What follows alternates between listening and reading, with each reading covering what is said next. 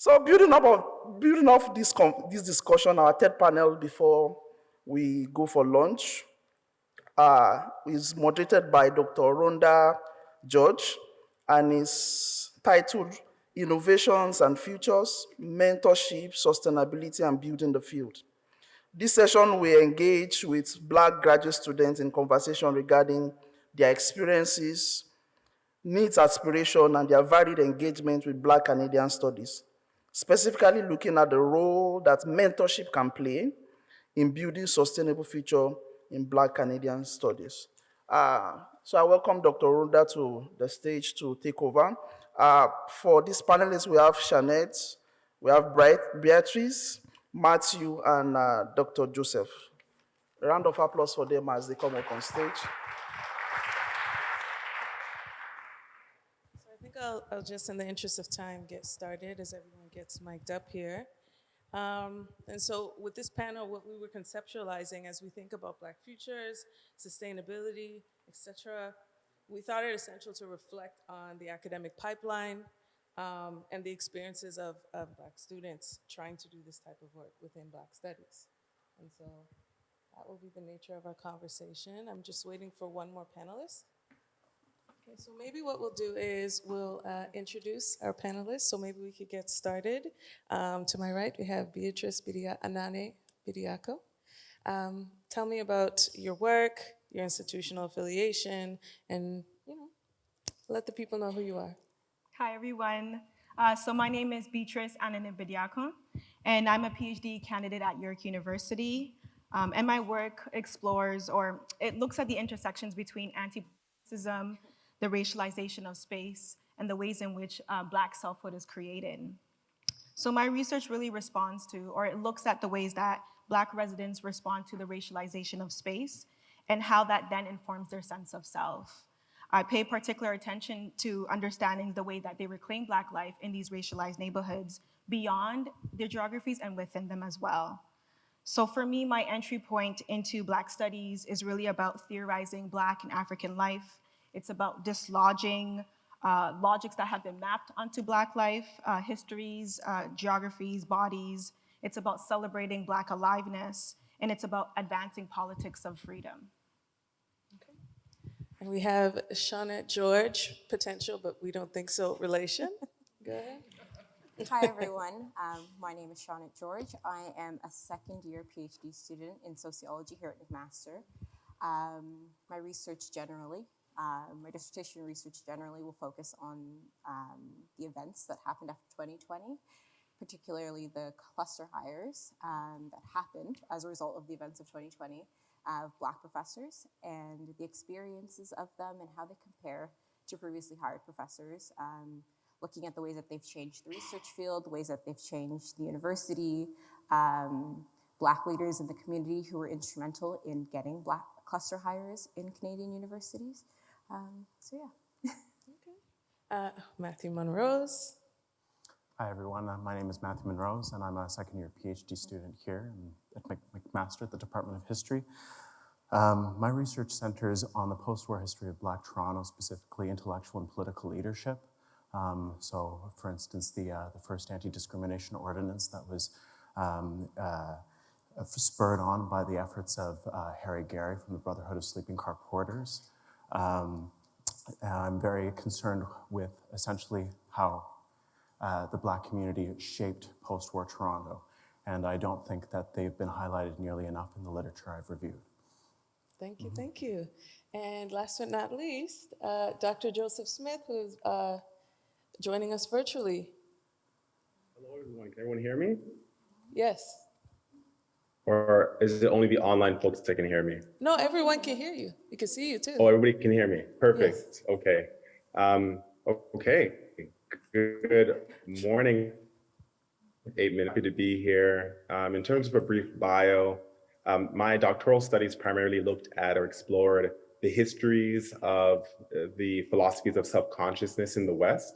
And then a component of that was looking at the history of Black consciousness and the development and the contextualization of what that actually means. Since graduating, my work has manifested in a number of different ways. And so While I was doing my graduate studies, I was a K-12 teacher. So I taught in the high school panel within the TDSB. I am now a vice principal at a high school in the TDSB at Weston Collegiate Institute. And outside of my day job, I've done a number of things over the last decade. So one of the nonprofits I created back in 2016 was called Generation Chosen, which is a nonprofit that sought to interrupt intergenerational cycles of trauma and poverty.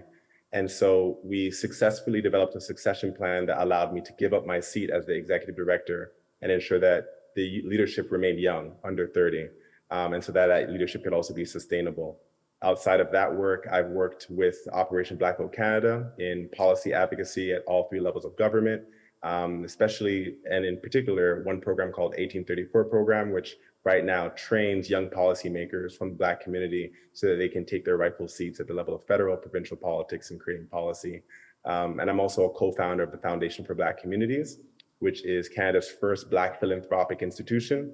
And in 2023, we received a $200 million endowment from the federal government to adjudicate grants and scholarships and awards to nonprofits and charities across Canada. So very happy to be here, very pleased to be here and to weigh in on this conversation. Thank you so much. So we're just gonna jump right in, okay? So first question, can you paint a picture for us regarding the ecosystem you've encountered or are encountering in graduate studies when trying to do work in Black studies? And what are some of the challenges and limitations in that process? Let's start with you, Beatrice. Okay. So I've had a number of challenges. So I guess I'll start with the first one, which is representation of Black faculty, teaching staff. I think that there's a chronic underrepresentation within academia, and you see that it becomes reflected in the course readings. So personally, when I was developing my comprehensive list, I had to borrow and compile a lot of the reading from other graduate students. My second comprehensive area is actually in contemporary social theory, and I focused on Blackness and resistance, and I had to curate that list on my own. And I think that this process of excavation and doing a lot of the groundwork really slows a lot of Black researchers because we're doing a lot of the work on our own.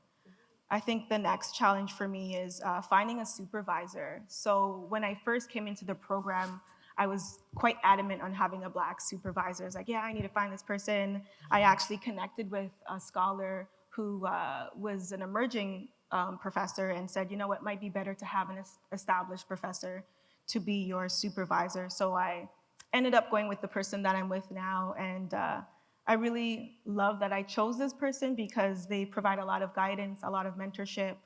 They offer feedback regularly. They monitor my progress. They support me in terms of my research skills, my professional skills. And I think something that we kind of underestimate as graduate students is the emotive aspect of writing a dissertation. So having that support to push you through really was something that I needed, that I am getting, but I found difficulty in finding that. And then the last piece for me is really about mentorship. So again, when I started the program, I sent out an email to a particular professor who wasn't in the department, but she was Black female. And I just wanted to connect. I wanted to have some sort of mentorship relationship. And I didn't get a response, right? And like in my head, I was like, okay, that sucks. But I think I also realized that there are multiple Black students who are sending this person an email, right? What are the chances that I'm the only person? So it really made me realize that there's a lack, right? There's a lack specifically when it comes to supporting Black students who are doing this kind of work. Thank you. Matthew, you can go next. My experience in the post-secondary academy has been disparate and varied, but I echo a lot of your experiences in terms of curating my own reading lists, representation in terms of faculty. For me, it was the Black tax was time. The time that I had to take to find the literature, to find the friends, and to find the leadership. All of that takes time, extra time that I noticed my peers didn't necessarily have to do. Reading lists were collated and curated for them. And then whenever I did happen to find literature that was germane to my purposes, I often had to buy it myself. For me, it was a financial tax and a timely tax that characterized my overall experience in post-secondary institutions. And I would also say I echo the comment on leadership, finding leadership not just within faculty, but friendship, and students who are experiencing the same things. Black students are very spread out, at least on this campus. You have to go out of your way to actually track down and make those friendships and to curate a community. It wasn't actually until this year that I felt that I've found a community that I could defer to. So that was my experience. Thank you so much. And just before it leaves my head, the financial tax of that intersects with the time tax of like, if you don't finish on time, you're not funded anymore, right? And so I think I've been noticing this a lot in Black Canada as well, around how long it takes many of us to finish. We have all the same intelligence, ability, but for some reason it takes us so much longer to finish. I think we need to grapple with that and the actual physical cost of that. Shaunette, and then we'll go to Joseph. Yeah, just listening to you both is bringing up a lot of ecosystems that I didn't realize that I forgot about. My main one that I was thinking about were classroom settings, especially being in sociology, in a field where we're supposed to talk a lot about race and ethnicity. It's not echoed a lot in like your faculty and the graduate students that make up your department. I could speak for only my department, I don't know about other ones, but it's very interesting because you always have these thoughts about, we're learning about race and ethnicity, we're learning about like the experiences of racialized people, but it's not being reflected in the discussions that we're having. It's not being reflected in the people who are teaching us. You find like certain pockets, but it's not something that you're often encountering, and that leaves, it's like the tax. You often are finding that you have to go out and do like an independent reading course. So I did one of those with my amazing supervisor who gave me the ability and the chance to like have the space to gather the knowledge and find my own readings and learn more about Black history and Black studies in my own time. That wasn't something that was like offered to me right at the beginning. And then you're making points about saying that we have to take up space to like create our own research and that type of thing. I find that's something that Black students, we don't come in having that. We don't come into existing research projects. We come in having to create our own lanes to find mentors and professors who will give us a chance to do research so we can get the experiences, whereas other students, they come into those things, yeah. Thank you, Joseph. So much. And again, as was already stated, I can also echo many of the sentiments shared thus far in terms of the financial tax. For me, I did not have as many individuals entering into Black studies or entering into the academy in general as a Black identifying person, the financial backing and support. And so I had to pay my way. And so I was working about 3 distinct jobs in addition to TAing 2 courses. And all of that definitely weathers you. And while you're doing all those things, you're trying to navigate and negotiate the colonial structure that is the academy and meet the right people and communicate with supervisors and explore who could potentially be the person that can guide you and support you through the process. And there was this really interesting book on educational curriculum in North America that I had read a few years back, which basically said that the colonial system works in such a way where when it comes to marginalized voices, it only allows them to speak symptomatically of particular phenomena. It does not allow them to speak diachronically about it, meaning the ability to name and highlight the parameters around a particular experience. I definitely found that as I was trying to pitch my ideas to different supervisors and articulate exactly what it is my vision was for my dissertation and what I wanted to work on. The pushback is subtle, right? And that's typically the way in which these systems work if they're not going to be explicitly violent. It's subtle in the sense that when you are making claims or statements about particular epochs, of particular genres, particular areas of study that have not been made before, individuals are resistant to accept the claims you are making about them because you're speaking diachronically, you're naming phenomenon, and you're not just speaking symptomatically, meaning the benefactor or inheritor of particular phenomenon of bygone eras. And so the challenge, which is what I think delays many of us in the process, is that it's hard to find the supervisory committee that you would need that will allow you to speak diachronically about particular things that are germane to your study, your area, and also your lived experience, if your lived experience shows up in the research that you're doing. So similar experience across the board. Okay, this question builds on the first one. So we have seen a number of Black scholars move to institutions in the US to pursue Black studies.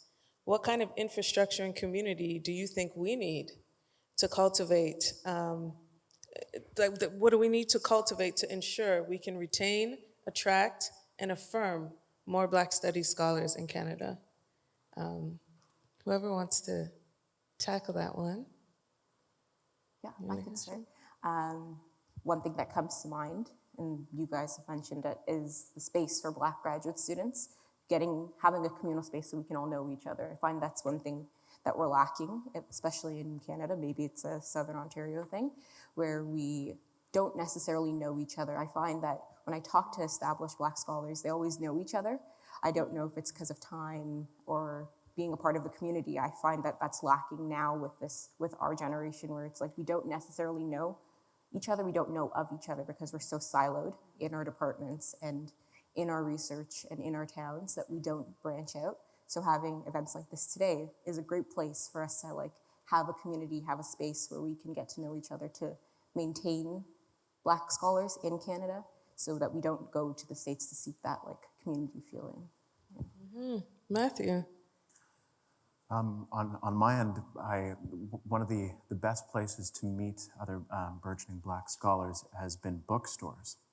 And I would like to see there's in Toronto, there's Third World Bookstore, but I would love to see, at least in Hamilton and other areas, if bookstores are not economically sustainable, but at least a place where you can go and read the things you're actually reading. When I go to bookstores, I generally can't find what I'm looking for, and likewise, some of the best places bookstores tend to be the place where I bump into someone and I have that conversation of, oh, you're looking for that book? Yeah, I'm looking for that book too. Why isn't it here? Why isn't it at any bookstore that you could possibly go to? You have to find it online, and then you have to pay for it keeps going. So for me, the bookstores, they've been a space, a positive space. I would like to see the bookstores on campus is an option too, but in the areas where post-secondary institutions are located, that foster that community and foster reading groups and foster music groups. It's not just reading, there's a whole other ways to generate community. So a space specifically for Black intellectual life to flourish off campus and on, I think are important. Shout out to the reading groups. Yeah. Joseph. Yeah, and I'll be quick with my sentiments. Again, really love what's being shared here. And I think this is an example of spaces that need to be created, more of it, these spaces for these kinds of conversations to occur. I know that when I was in high school and I first pitched the idea that I'd like to become a PhD and teach in a university to my classmates and also to teachers, there was shock, awe, and surprise.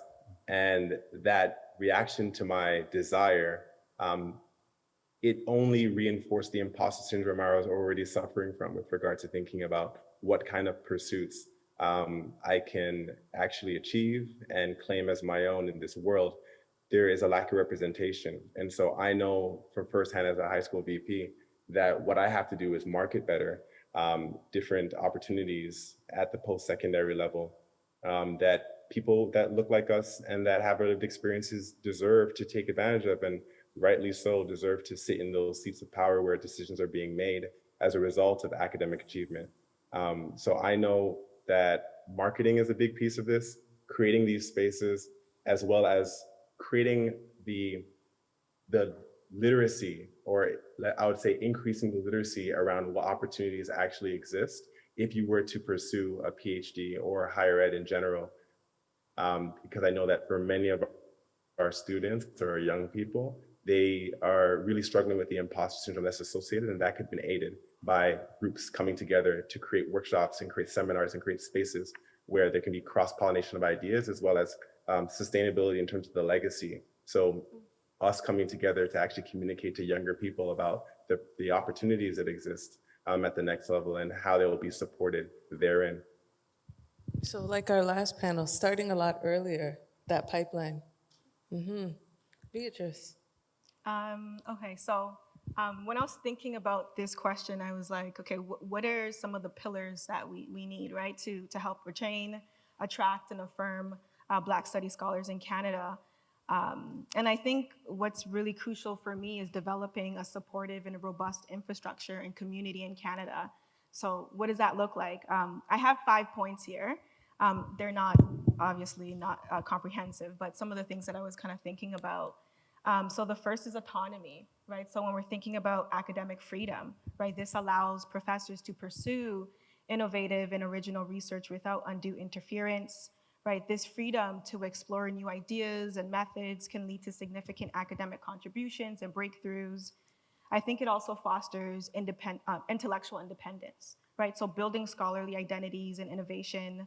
Oftentimes, autonomous professors are more likely to take on leadership roles, right, within their institutions, contribute to developing academic programs, research centers, and policy initiatives. Another piece is institutional support, right? So more labor needs to be put into dedicated departments and programs. So I know the last panel was talking about the establishment or the trend of, the establishment of Black studies in Canada and these programs. But I think oftentimes that they're created with haste and they're not given proper infrastructure or autonomy to thrive. So funding and grants, right? We need more targeted opportunities for Black studies research, including grants, scholarships, fellowships for both established scholars and those who are emerging as scholars. When I'm thinking about the student development and student support, we need stronger development of graduate and undergraduate programs that not only attract a diverse body, but offers comprehensive support. So going back to scholarships, advising, career services. The next is academic environments, right? We need supportive academic environments. So what does it look like to implement and enforce anti-racist policies and practices within these spaces that are supposed to be safe and inclusive and so forth? And the last bit is visibility and recognition, right? So I think that there's a lot of people doing transformational work, and we talk about it often where it's either muted, siloed, we don't know what's going on. So I think that we need to cultivate a space that honors and recognizes the contributions and achievements of Black studies scholars, right? And folks who lead this kind of work. I think that there needs to be supportive academic journals, right? Book series, media outlets dedicated to Black studies that ensures that their scholarly work is disseminated and really accessible for us. I'm struck by something you said, haste. Do we feel that given this urgency post-2020 of like, okay, there's money, let's go. Is there haste? Is there haste? This is a broad question for all of us to think about. I personally think so.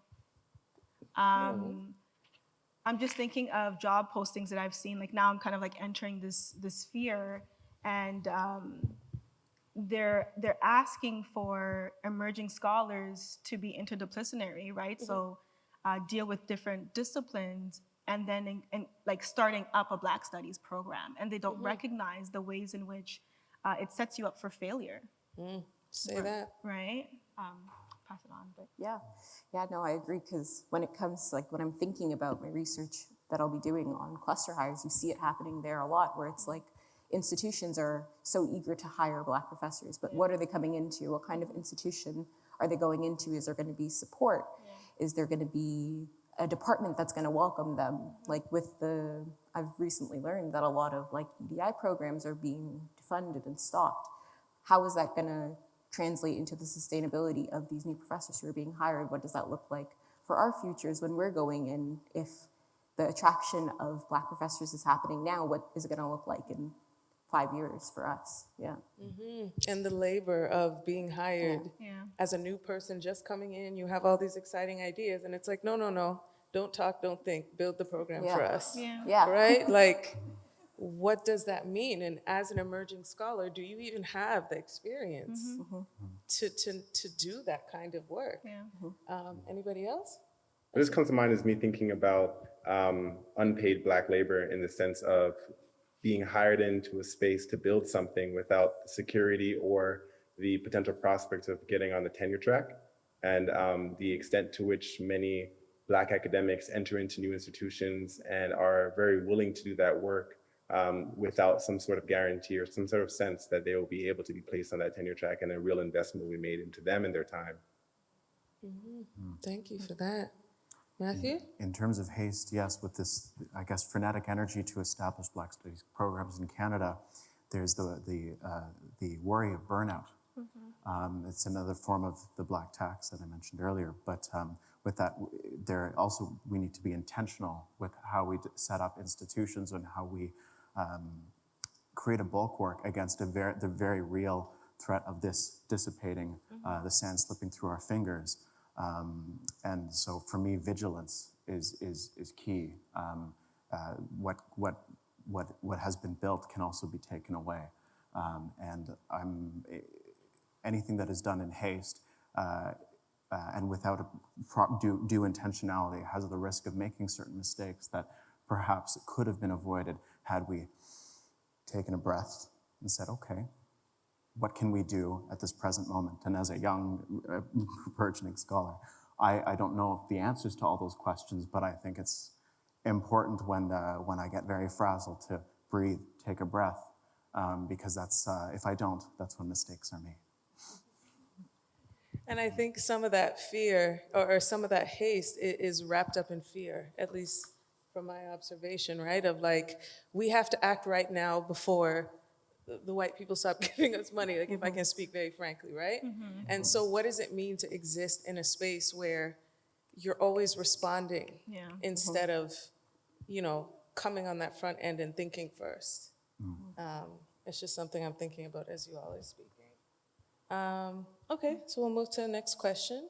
So given these constraints, how are you all building intellectual community to support your thinking and, your scholarly development as you do this work, right? As you talked about conferences and journals and applying for jobs, where are you getting that? I know where I got it from, but I'll let Shil go first. Whoever wants to go. I can Sure. chime in. So for me personally, I find it difficult. Like it's been difficult for me to build intellectual community. And this is based on the structural design of PhD programs at York. I was actually chatting to a friend, shout out Jade. And they noted that the harder parts of the PhD are normalized and hidden, right? And departments actively try to sell programs, right, to newbies, knowing that they failed to provide sound developments and intellectual communities, specifically in Black studies or for folks who are doing Black studies work. So what I've been trying to do is really connect with folks in like meaningful ways. So I'm part of various academic groups. We support one another, we share resources. And again, now that I'm on the market or trying to apply for these jobs, and thinking about Black studies and what that would look like if I were to develop one, I've been really leaning on other people who are doing this work, right? And then also doing some of that groundwork that like I have to do for myself. So. Thank you. Shaunette? Yeah, I've had the same experience where it's like you are leaning on other people to help you. So one of the ways I've done this is connecting with emerging scholars, of people like Rhonda, who are in the community, who know what's going on, who can bring me to meet other people, give me a little insight into how I can become a better scholar, a better Black studies like scholar.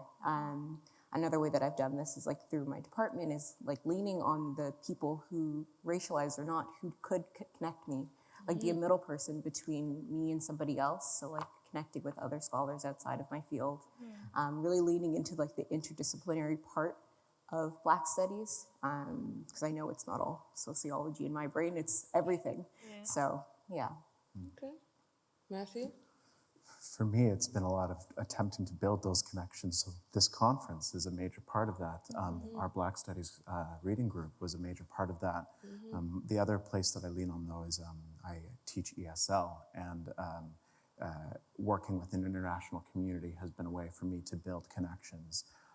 Not necessarily at MAC, but I have these transnational connections where it's not a group, it's these disparate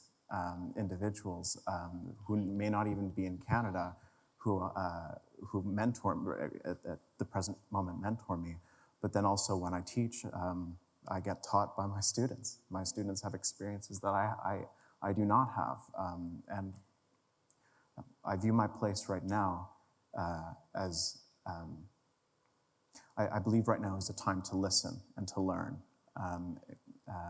because I don't, well, I don't know it all. And the more I learn, the more I realize that gap is widening.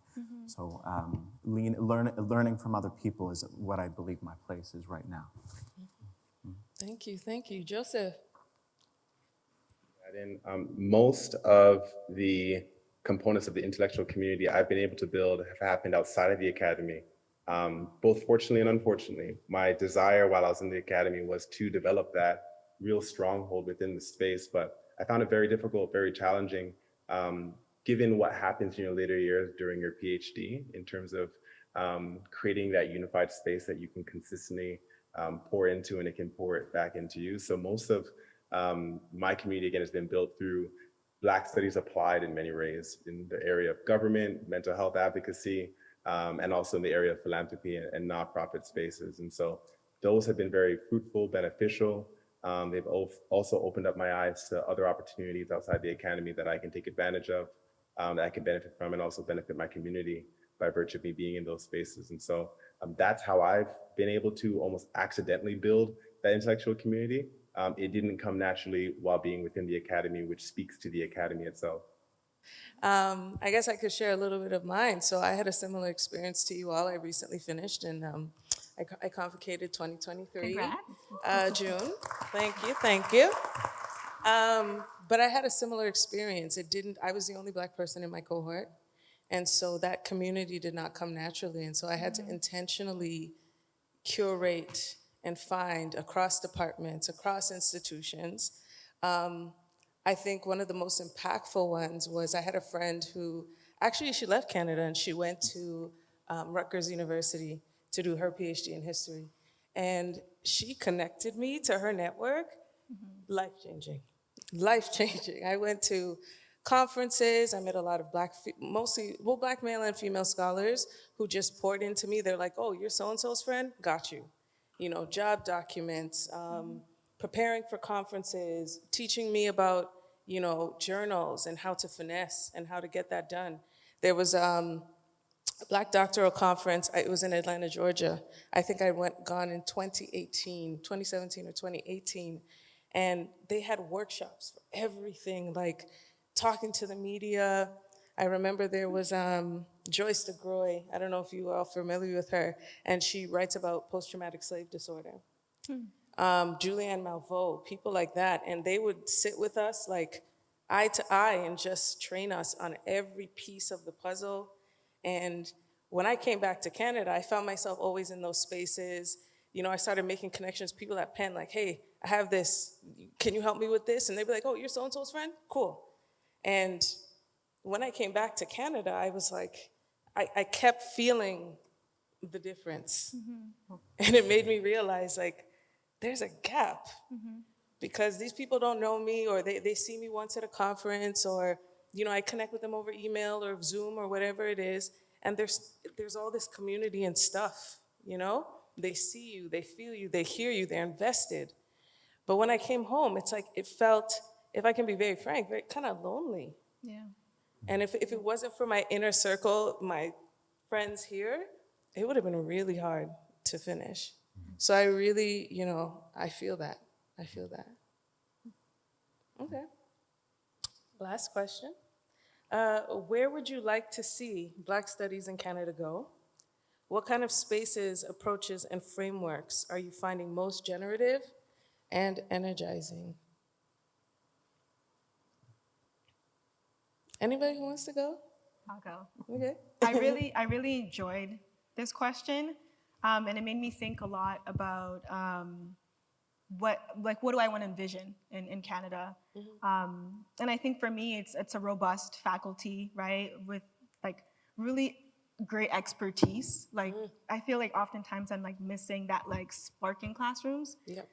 Rigorous scholarship, opportunities for students to engage with critical contemporary issues, in conjunction with community engagement. And then some of the things that were coming to my mind as I was thinking of this question was, like, what would it look like if we had a research methods in Africana studies, or like Black Canadian intellectual traditions, or an introduction to Black diaspora art, like really cool, neat courses. And I know the OCAD has recently launched like a Black Studies minor, or design and art minor.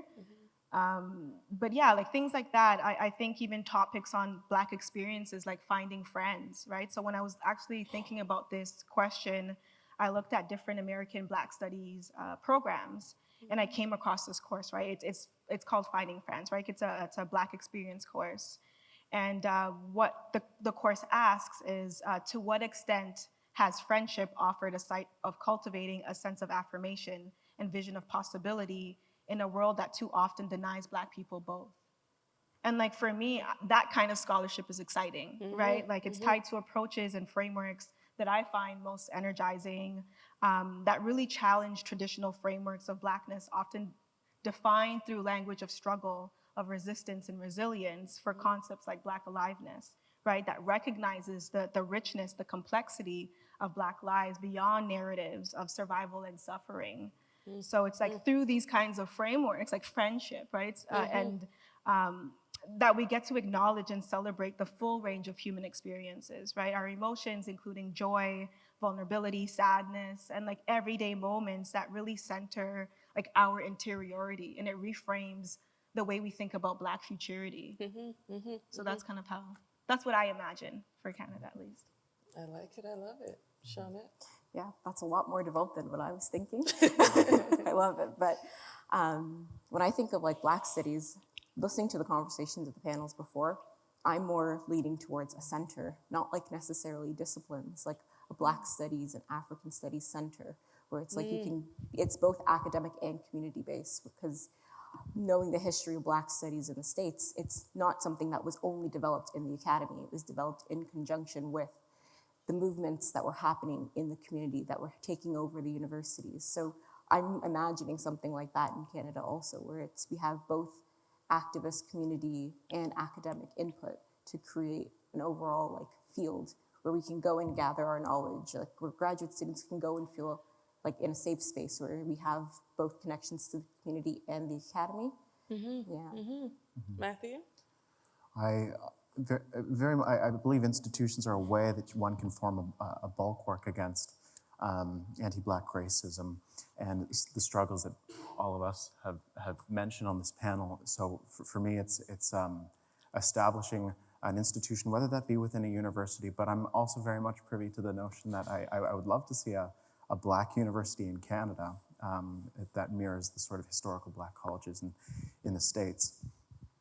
But the other thing that I would like to see is more reading groups, kind of like what we did, Dr. George, across Canada, specifically because I have, in the last year, traveled to conferences that weren't necessarily about Black history, but had a keynote speaker who was speaking on Black history. And I went to those conferences specifically just to hear that keynote speaker and to make that connection and to go for coffee and talk with them and seek mentorship.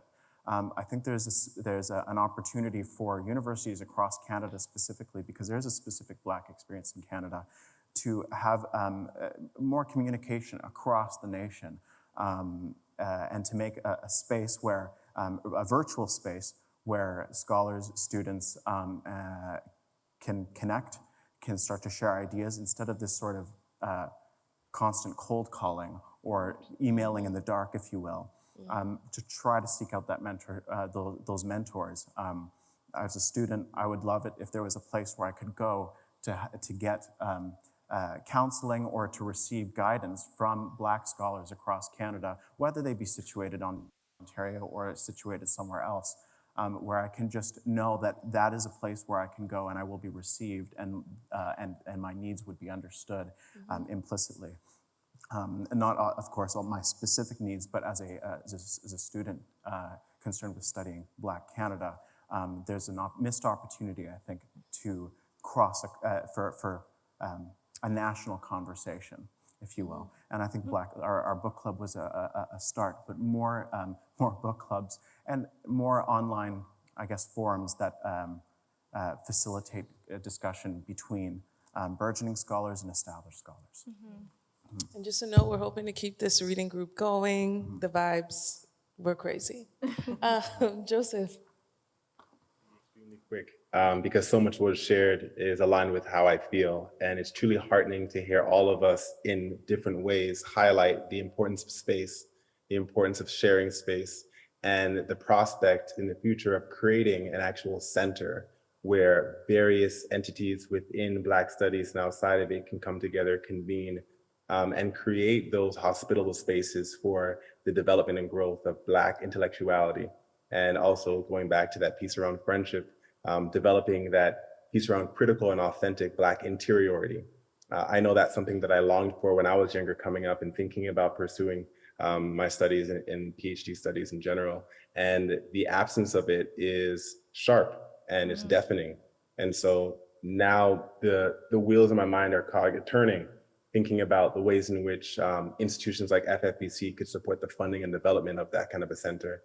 I know that we are at a population disparity when it comes to us in the States in terms of the Black population. I think that's one of the reasons why we feel so siloed when we're here, because the numbers are not in our favor in terms of finding multiple spaces for us to align, come together, consult, and agree.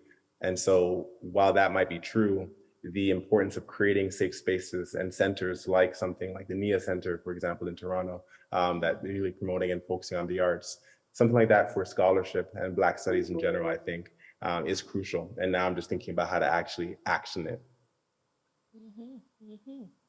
Okay, do we have any questions from the audience or online? Thank you for the panel again. I really love the stuff that you guys have been discussing. And to give a little context to the question that I'm about to ask, I'm an international student and I'm from Africa, Burundi. I've lived in Djibouti, Namibia, Zambia. So I've kind of moved around and felt like just an observer in life. And I'm an undergrad right now, about to go into my 4th year. And there's this question of where I'm gonna head. And I'm a learner, I love learning. And I guess in that aspect, people have always told me master's, PhD, doctorate, that type of aspect. But in the discussion that I've been hearing throughout today, an echo that I keep hearing is the limitation of trying to be in this space. And how does that, as I was reading the blur of Beatrice, how you focus on Black selfhood, how has that limitation impacted the work that you're doing? As Rhonda, you said you just finished. And I guess if I want to concise my question is,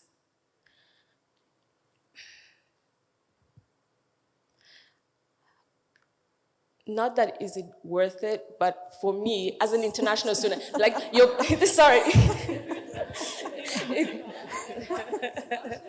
Because for me, continuing with the context, it would make sense continuing my education here. As even in the application when I was applying for my visa, one of the things was I recognize that McMaster as an institution is highly regarded in the world, and that would allow me to be able to have access to other opportunities. But I also recognize that in being in all these different spaces, there's always this need of having to first explain my humanity before I'm allowed to do any type of work that I want to do. So I guess the question that I've just been having for the next year until I realize what I'm going to do next year is, do I want to stay here or do I just want to go back home? Whatever back home means to me, to work within that setting or space where I'm seen and understood, and not trying to always at first make sense for my humanity to others, to be allowed the space to do the work that I want or to do the learning that I'm thriving for. I don't know if that question makes sense.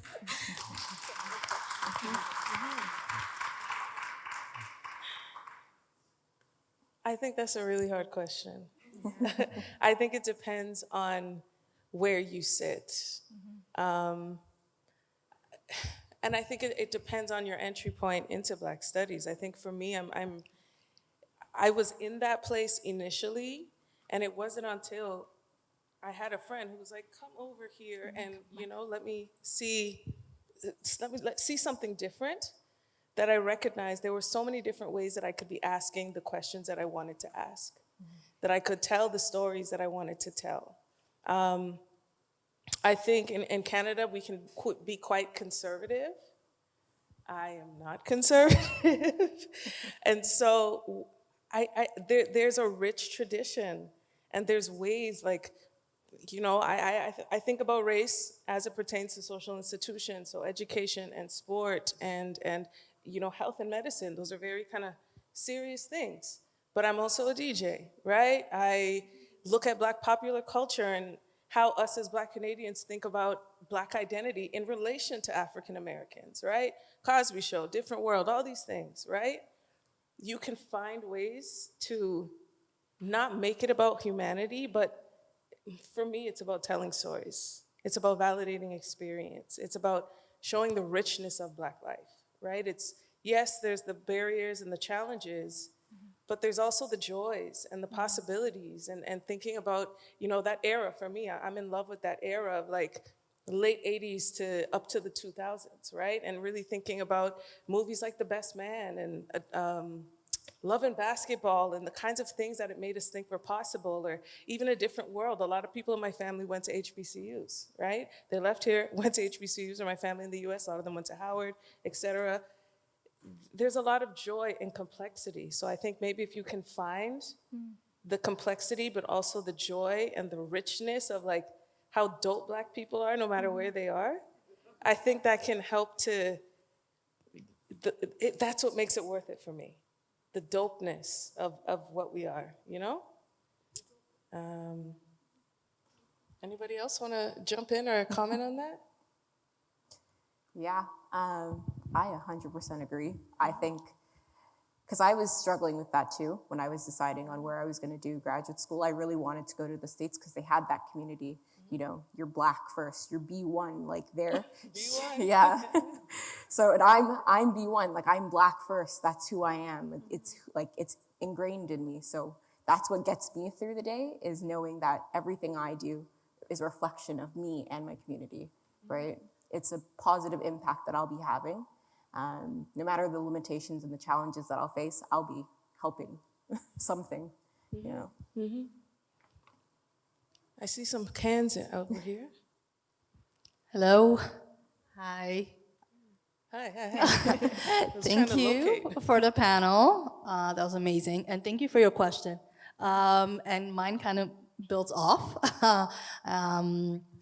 So kind of one of the key takeaways, and I forgot who said it exactly for me, was, and it came up multiple times, is kind of the terms of oppositionality are almost kind of predefined in a certain way. Kind of hegemony kind of decides what are the terms of oppositionality, like how we can speak, how we talk about decolonization, when we do it.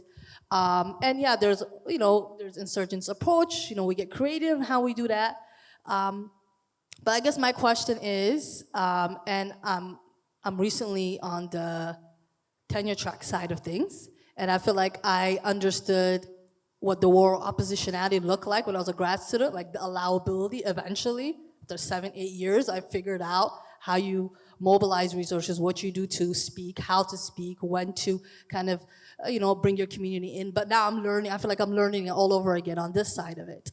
And I guess my question is, going towards the finish line, whatever the finish line is, if y'all can share kind of strategies you deployed to kind of really face those terms, right? Like what are the strategies, techniques that you leverage day to day, both interior and external, but also what bits of yourselves do you silence in that process?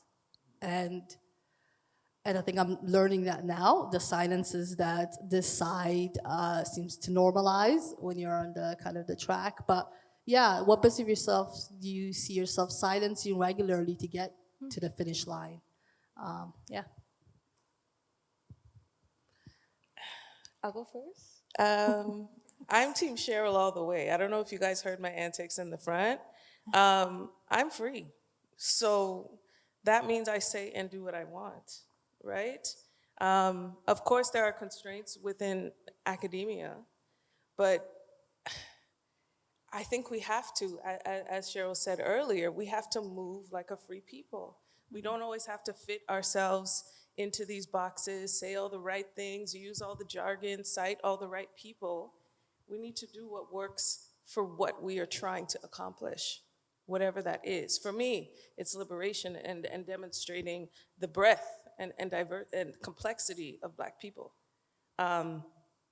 But moving with that confidence, that's something that I learned when I was stateside, of just moving with that confidence with your chest out and bass in your voice. You know, don't show up in the space, you know, apologetic, eyes down, yes, sir, thank you. No, move, act like you're free, or behave, believe that you're free. You know, I'm thinking about this question and I'm really struggling to answer it. No, I am, and I don't know if it's because I feel free or if it's because I don't recognize what I'm silencing. You know, like, because it's not a comfortable, I mean, I'm at the tail end, right? So I'm writing right now, and it's really uncomfortable to like write about Black life in this particular way. It's an emotive process, like I said, and like I didn't realize that it was going to be an emotional process for me. So I'm thinking, like, what am I silencing? I don't know what I know I am silencing something because I don't feel like I'm bringing my whole self to the work, but I can't name what it is that I'm silencing. So I have to think about that. I agree with that, because it's hard to find something that I'm silencing, because every space I walk into, I know who I am. Like, I feel free, I feel comfortable, I feel confident in who I am and what I'm bringing forward. Maybe it's because I knew coming into the process of a PhD that I wasn't going to be like the other graduate students. My research wasn't going to fit the mold that they wanted. My personality wasn't going to fit the mold that they wanted. So I knew already that I was going to be like alternative to what their expectations were, but being able to find like my footing and find professors who support my work, find colleagues who support my work, who we can have like reciprocated conversations with, where I can have a dialogue to discuss my issues, my struggles, and they can feel free to do the same. That's definitely a strategy I've like enacted, is finding a community, even if they're not Black people, finding a community of like-minded researchers and scholars and graduate students who I can discuss with. Yeah. And that community is vital in helping you say things with your whole chest. Yes, right? because they give me the confidence and the support to do that. Yeah. And even if it doesn't work out, they're there to pick you up after and build you back up. For me, being able to navigate this space is unlearning what I have learned quite frequently. And so if the academy will tell you a lot about what you should be doing and how you should feel and how you should think. But for me, it's learning how to lean into the things that bring me joy. But then the other thing is then this one is much larger struggle for me, being okay with not knowing. There's a lot of things I just don't know or don't understand. You mentioned silences that you don't know. And you may not discover them right now. And learning to be, I guess, nominally okay with that which you don't know has brought me a lot of comfort, and also created the space internally and externally for me to discover what I do love, and allowed me to lean into what I do love. So when I don't know, it's okay. Take a breath, move on. What do you know? Lean into whatever brings you joy and whatever brings you satisfaction, and find the community that supports and affirms that joy and your interests. Being okay with being an agnostic takes time, though, and I won't lie, it's not something I'm completely comfortable with yet. Okay. All right, well, thank you guys so much for sharing your perspective. I think, Joseph, we lost him here, but if we could have a round of applause for our panel.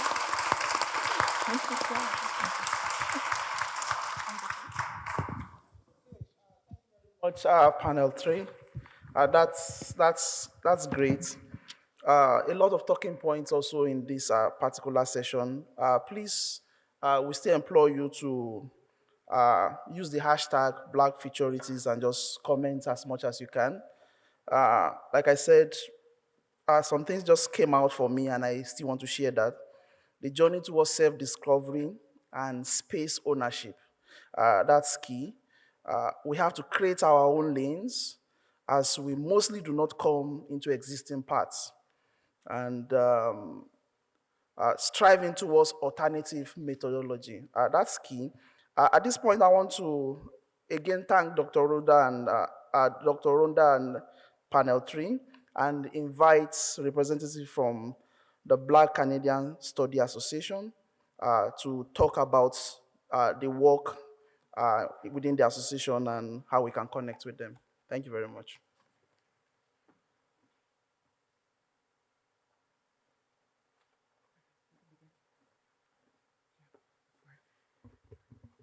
Hi. My name is Ornella Nzinduchimana, and this is, well, Janelle Joseph.